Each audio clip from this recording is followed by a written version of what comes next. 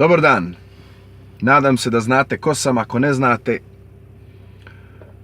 pitajte nekoga. Moram vam ispričati jednu priču. Veoma tužnu priču. Ali, ta priča ima happy end. Sretan, veoma sretan kraj. Svi ljudi imaju kompleks. Svako od nečeg pati.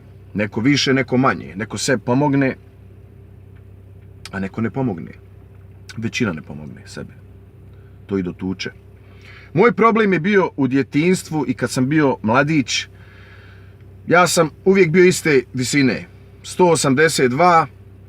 Glava mi je, da izvinete, bila iste veličine. Ja ne znam kako je moja kralježnica to podnijela.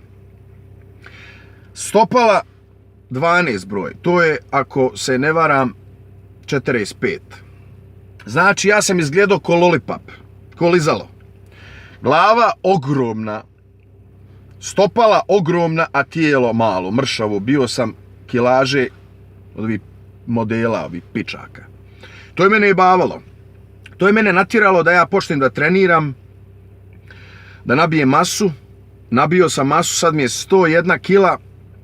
Extra large majice su mi male u ramenima i u rukama. Tako da sam ja riješio taj problem što se tiče vizualno, ali je ostao problem u glavi. Samo što me ne jebe ko što me je jebavo, nego ja to kroz humor bacam iz sebe van. Čistim se, liječim se kako mogu. Šta je meni pomoglo? I ko je meni pomogao? Prije 10 godina sam ja počeo da se bavim internetom, da idem na te cyber platforme i nalutam ja na rap scenu našu. Ja nisam dotad znao da naš rap postoji. Ja sam mislio da sam ja jedini reper.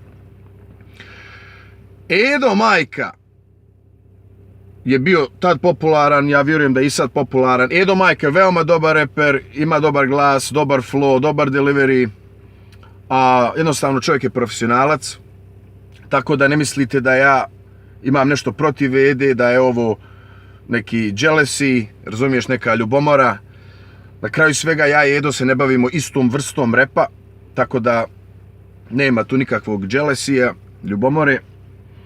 Ja kad sam vidio koliko on glavu ima, meni je kamen sa srca pao. Ja ko da sam Boga vidio. I ja sam tako zavolio tog čovjeka na takav čudan način, čisto iz tog razloga.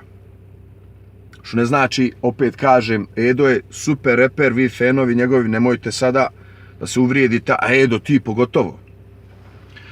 I ja imam jednu želju, dok sam još živ, da se slikam sa Edom i da ja na slici, poslije kad pogledam, vidim nekog ko ima veću glavu od mene.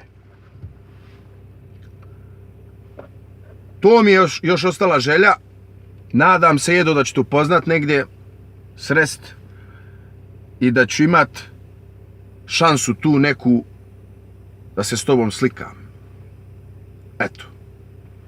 Želim ti svako dobro i tebi i tvojim fanovima i svima. Razumiješ, nemojte misliti da je ovo neki roast ili neki kurac, razumiješ, u slušanja.